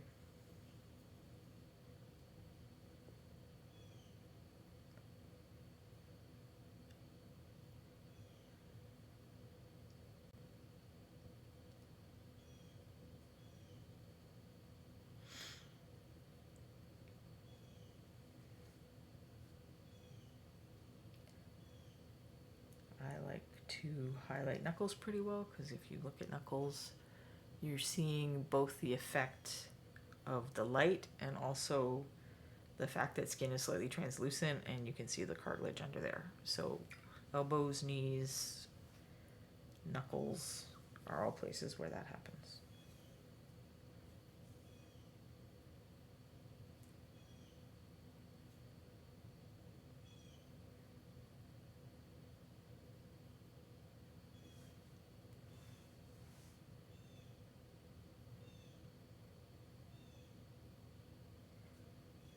Did I goof? So now that I have this medium color skin, I can try to fix this goof.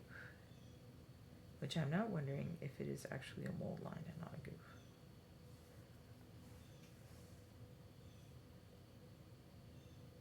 Because it looks like I might actually have cleaned the mold lines off of this.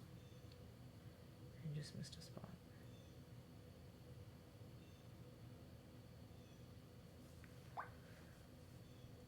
I really detest mold lines enough that that is entirely possible. I'm trying to get over it for tabletop guys. All right.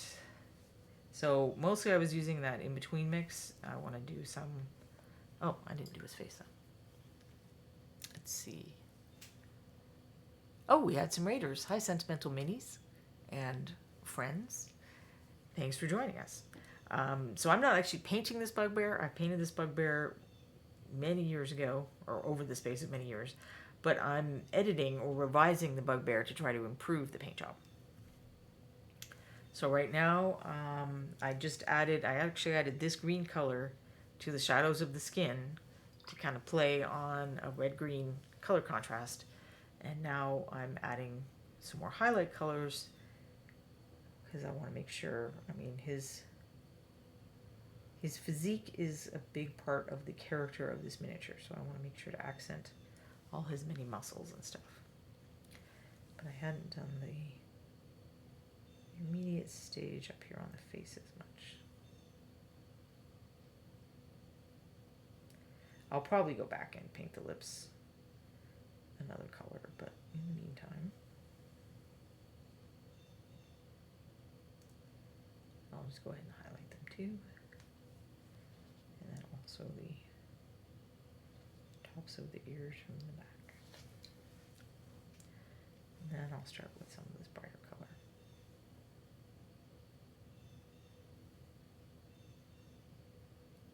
And this is just going into very small little areas.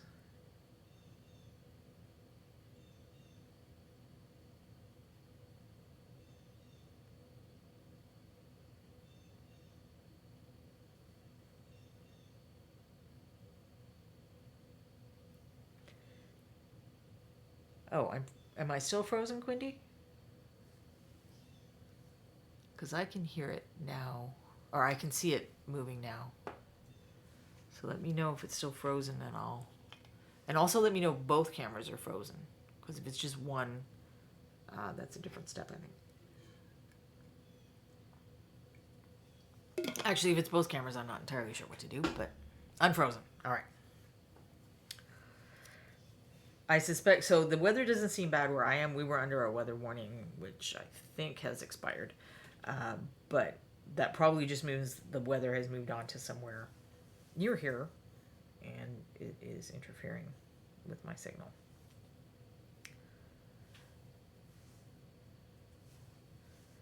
So I'm going to be, this light color I'm going to be pretty cautious with. I just kind of want to pick out a few places, particularly, I mean, he has a bit of a tough face to paint. Trey Manor is very gifted at sculpting fine detail. So he's a little more in scale than some miniatures, and that makes his facial features very tiny and challenging, even for people like me who do this way too much. All right. I think I want to add some highlights to the metal, that will help improve that. So let's see what I have. So Pieces of 8 is, I think also from last year's. Reapercon colors. Blade Steel is probably pretty similar to what I originally painted it. It's impossible that I did originally paint a Blade Steel. So I feel like I should do the same thing that I said with the skin, where I want to start kind of where I left off on the miniature. So what the value of stuff is on the miniature. And then go up to this Pieces of 8. I also have filigree silver, which I think is even a bit lighter, but I'm just curious about this Pieces of 8. So maybe it won't even work. We'll find out. As ever, I like to mess up on here where you guys can see it. So I'm a little concerned that actually the value is too close on those. So maybe I do need the filigree silver. So earlier I talked about you could use water or you can use matte medium or some other kind of medium. I like to use medium to mix or to thin down metallics to be more transparent, because they have metal flake in them, and the metal flake is heavier than the pigment and other components of the paint, so it falls out of suspension really easily. So if I mix that with water, all the little metal flakes are going to be down at the bottom of the pool, and I'm going to have to stir it all the time to get, a full load of the metal flakes, and that doesn't seem like what I want. So, and I am going to put some on the middle value color, because we're kind of applying it next to or over some of the shadows, so it will make a nicer transition line if I have made the paint more transparent, just as it does with matte paints. All right.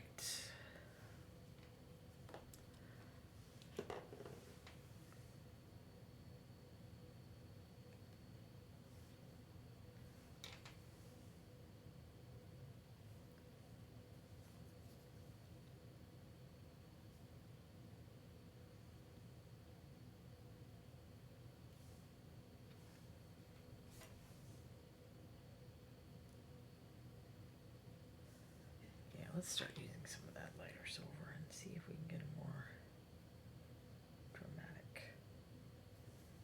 shine happening.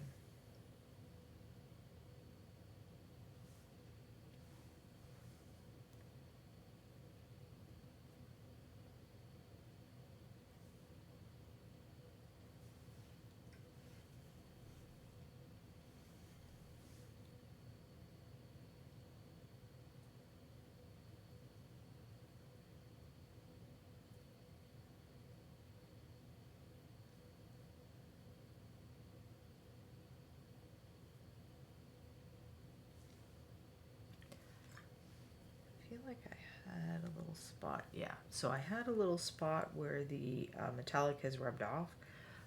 So I want it to be full strength, so I'm just going to get another little bit of... Oh, apparently I had bright silver here too. Is that what I used? I don't think it is. But let's put some out and see what that does. So yeah, if I want to do real bright highlight, I'll do some of that.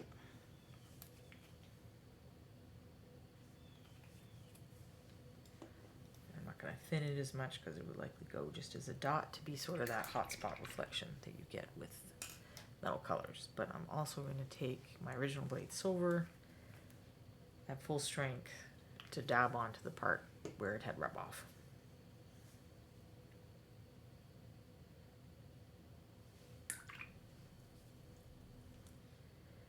So let's try some of that even brighter silver that I no longer remember the name of.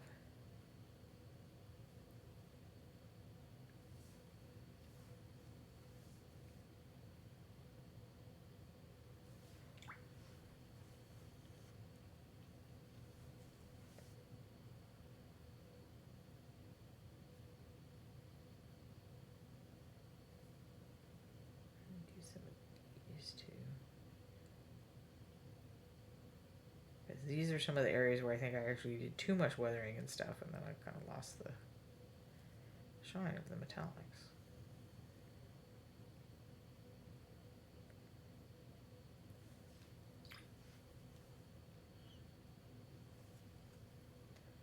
I'll just go straight to that because they're small areas.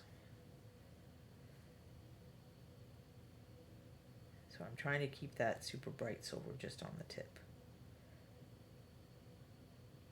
Partly to kind of simulate the light, but also, you know, if things were rubbing against this metal, so it's going to be darkest and most weathered where the overlap is, and then things are going to rub off and keep it shinier where their outmost areas are. Hopefully that adds a little definition to his shoulder plate thingy.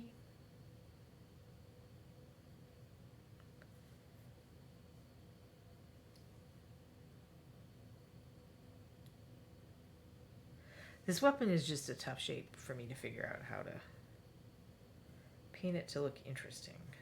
I'm just going to kind of do some stippling on the main body where I think I just did too much. Like the other area, I think I just did too much weathering and there's not enough metal shining through to keep it interesting. So I still might go in and do some... I think I didn't use obvious enough colors for the rust and weathering and stuff. I used the kind of colors I would use on, you know, a human character that takes care of their stuff instead of a bugbear character that probably does not.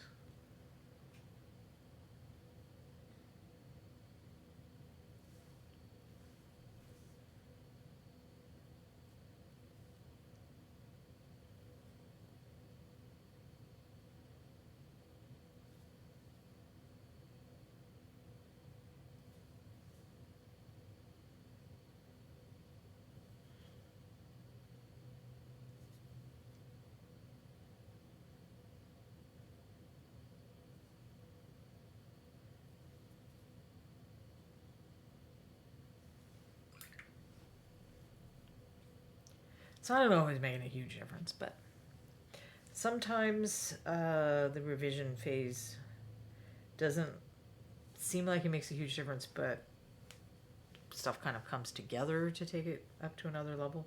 I mean, there's only so much I can do with this guy. But sometimes that is part of display painting. I think there's a saying that I bet one of you is going to remember better than I do about how you get like 80% of the work done or in 20% of the time or something like that. That's not exactly how it works for display painting, but it's kind of like you could get to 80% of the quality of like a super high level paint job in probably 20% of the time it takes. So a lot of that extra time is stuff that isn't necessarily obviously massively different, but it comes together in the end to make a difference. And whether it is worth it to you to do that is a very personal question.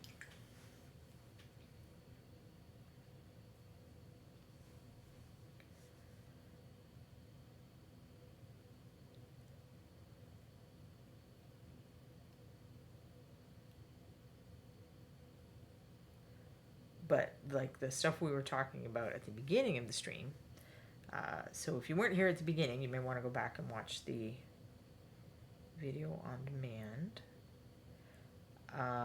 The bones, the underlying structure of the color choices that makes a big difference.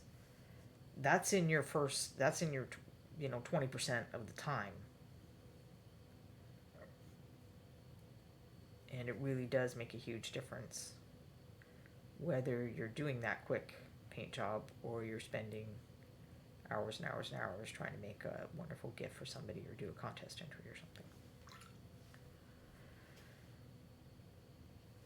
So no, those got painted, but that's what didn't get painted.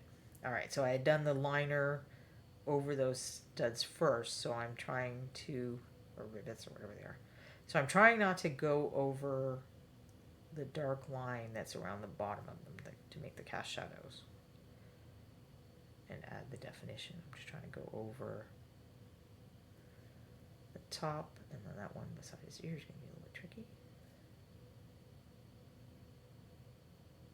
So that should help them pop nicely off the dark leather strap, and then give them just a second to dry. I'll come back in with this lighter color, and I'm just going to do a dot. So this is meant to be like the hot spot where the light is reflecting.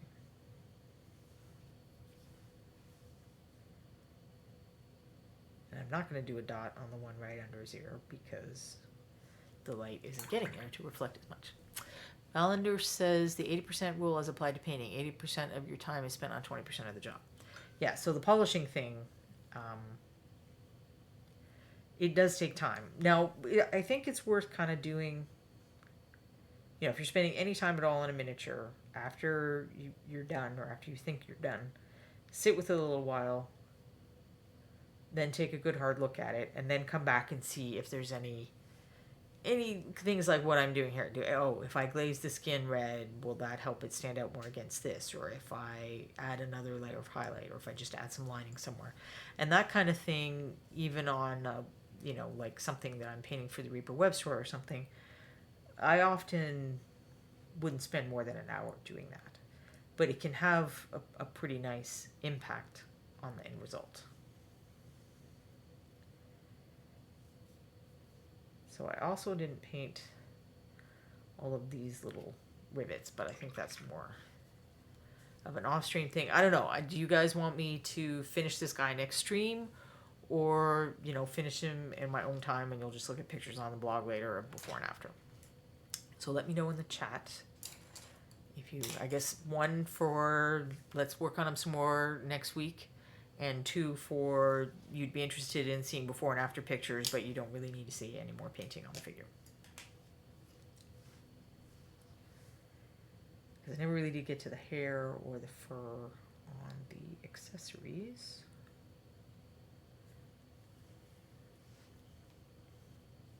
I don't know where my blue liner got to.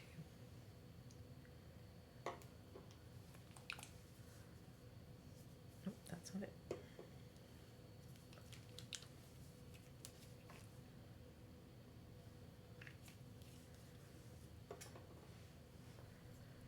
I'm not seeing any votes. Hopefully I haven't frozen again. Whatever works for me, no preference, is what Trash said.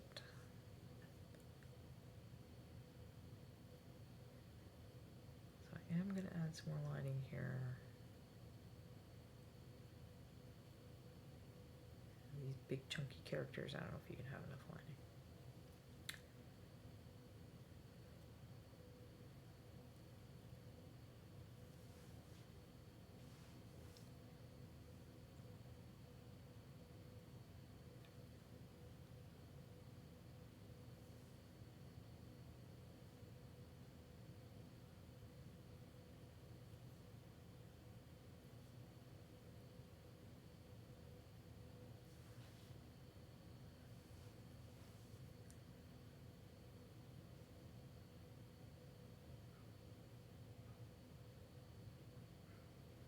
So sometimes I do think about what I'm going to do the next week in advance. This was not one of those times. So it may be we're doing this. It may be that I'll get inspired by some idea or have some other kind of... I don't want to make everything all contests all the time up until ReaperCon, but I do kind of want to give people their best chance to make an entry that they'll be happy with and do well with.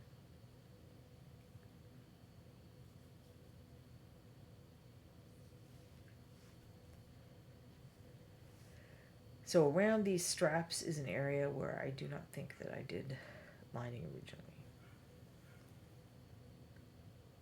And because they are raised up, they would be casting little shadows. So even realism fans should want to add lining there. Likewise, where the, because yeah, if we look at it upside down, there's like the same color that's in the shadows, but there's not really lining where the flap of the bag overhangs the body of the bag. And that is a place where there would be a shadow line because it's blocking the light getting there. I'm not going to do anything on the blue bag because I still believe that the blue bag should go away and be some other color of bag. As I'm working on the underside of the bag, I don't think I even saw this when I was first doing my critique of myself. It's easier to critique stuff that you did a long time ago and you have no emotional attachment to anymore. There are little stitches that you can see where the bag was put together. I have not brought those out in a contrasting color. If the bag were on the front of the figure, I probably would not, because that amount of detail might distract from the areas that are the important aspects of the character. Because it's the back and maybe it needs a little something to add interest, I might go ahead and, you know, use a leather color, whatever color I use on this bag. Maybe I'd use the same color on the straps to have those stand out just a little. And I can see that I did line here, but I feel like it should be even darker.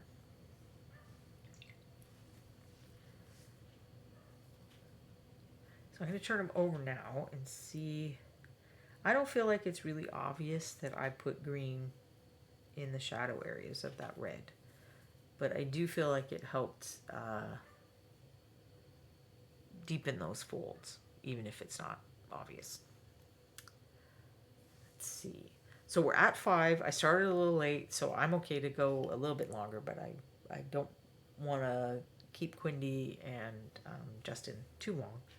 So I'm just gonna see if I can do some quick highlighting on the red. I suspect that I added skin tone into the red to make those highlights, which is, that's not a bad way to do highlights on red. I would prefer to do something different because it's right next to skin, to have it stand out more. My favorite weapon of choice is not here, because it's not one of the newer colors. So the green satchel is definitely staying green, because I think that's the best part of the whole miniature. Well, okay, his little arm thing's not bad. But the blue bag just doesn't have a context, and it almost takes away from the green thing, because that should be the more interesting color, and then it shouldn't have another interesting color competing with it. So I'm going to use Lotus Orange. The color I like to use to highlight with reds often is Red Neon Glow. So it's kind of a salmon. So it's part pink and part orange. And that way, when you highlight up, your orange isn't, or your red isn't too orangey and your red isn't too pinky. So that is my secret weapon of red. But I didn't bring that over here, so I'm going to wing it instead.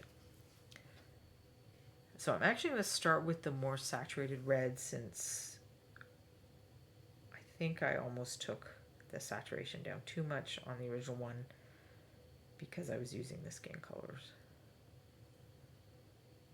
So I just want to bump up the red a little. Since we added all that green, it will hopefully add a little contrast.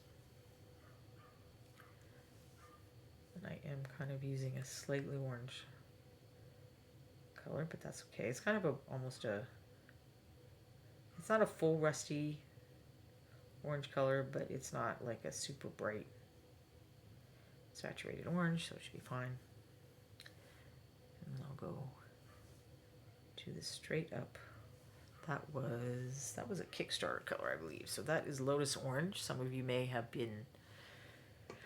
recently received that color.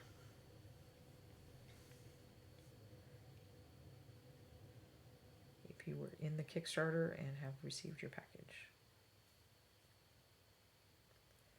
So what I just did with the brush is I noticed there was like a little hair or piece of lint or something hanging off the tip. And I just grabbed that with my fingernails. And I'm not sure that the Lotus Orange is bright enough. So I'm going to grab, well, actually I already have it on the palette. I'm going to grab some of that yellow mold. So here's my red colors. I'm off on another section of the palette. Let's see if I can spin it around and have some of that in view. And I'm going to grab that yellow mold color from before. It does have white in it, so it's gonna have a little bit of an effect. That's kind of, this is similar to the color of the Red Neon Glow. That is my secret weapon. So hopefully that will work as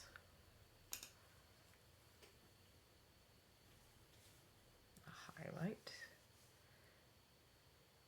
But because there's white in what I mixed into that, it is going to be a little more opaque, and it does have an increased likelihood of, you know, looking too stark or too whatever. Be cautious. And I probably should remix my middle zone by mixing these two together, because I think this is probably not super opaque. So I don't want his loincloth to stand out like a ton, because there's already enough interest in this area. We've got the fancy belt buckle and those kinds of things. So I don't want it to compete too much with the face, because again, the crotch is not the focus of this figure, or most figures, in fact. It may be the focus of some figures, but not this one. I never did get the Incubi to paint, so my time painting crotch focus is still yet to come.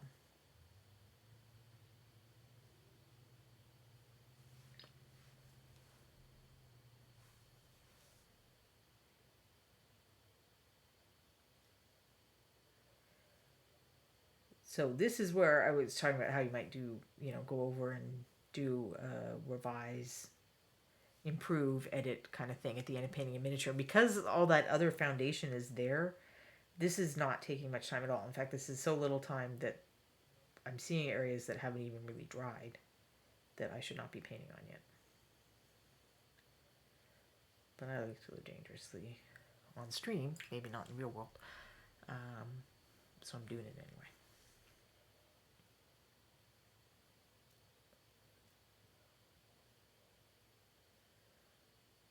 Okay, and for those who weren't here at the beginning when I was kind of going over some stuff, giving people time to get the email and come check stuff out if they wanted to, because we started a little late today. Later today on my blog, an article about tips for contest entries is going up. It's not. It's more of the kind of the construction stuff that we were talking about with the putty and stuff like that. So it's more those kinds of tips than painting. There's some stuff about painting. I talk about the consistency, and there's some additional examples for that. But it's part one, and then part two will be more painting stuff as well. So I'm going to call him good for now. He's not done, but he's good for now. And then just very quickly review the other stream delights that you can enjoy today. Well, maybe I'll see if I can find something to paint while I'm talking about that. Probably not. So let's see. Monday to Friday at 11:30 Central Time, which is Reaper time, you get Anne with Reaper Toolbox. Monday, today, from 2 to 4, or slightly after 2 to slightly after 4, you get Beyond the Kit. Tuesday is the Crow's Nest at 5 p.m. That's the, people were talking about the really cool pokey tool. That's your best chance to win one, is go watch the Crow's Nest. And let's see what else we got. Wednesday is Miniatures Den with the Italian painter Luca at 2 p.m. Thursday, you get the Crafty Creative with Josh Foreman at 2 p.m. And that's kind of like terrain construction. Here, let me fix these squares before the OCD amongst you go crazy. So that's definitely worth checking out. Then Reaper Live is at 6 p.m. That's the show. If you're into winning things, that's the one to watch. But also if you're into news and where the state of Reaper, if you're into the state of Reaper type knowledge, that's where to go. Friday has Reaper Land at 3 p.m. with John and Dave and lots of community fun. And then every other Friday. Okay, so I see my one camera is frozen. I'm just going to switch to this. Nope. Just to that one, so you don't have to look at my frozen face. Every other Friday, so they just did it this last Friday. I wasn't there, so I said they because I wasn't able to make it for the first one. I had to miss a Reaper errand, and I'm very sad. I'm gonna have to watch the stream and find out what happened. But we had some guests, so I wasn't able to attend. So it won't be this Friday, but next Friday after that. And then when the stars align, you get House of Vex. I was forgetting the name of the show for a minute. With Aaron Lovejoy, who uses the Reaper Vex airbrush, but it's general airbrush tips as well.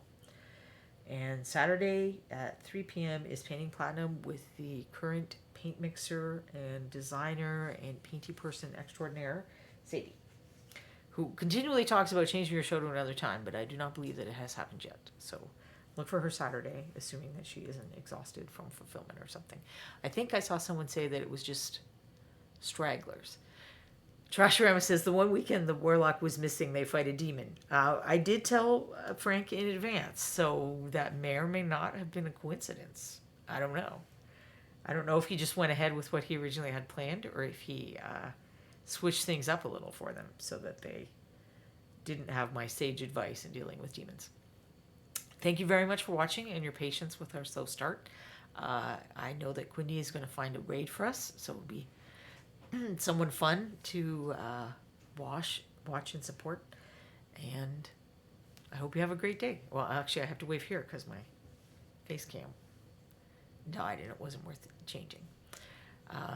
But again, if you are entering at ReaperCon or other contests, or you just generally want to improve your painting, check out that site at the top of the page, because my last few posts have been all about like improving your painting type tips. And we are rating Jarrett's terrain minis, and I hope you all have a great day and have fun with Jarrett.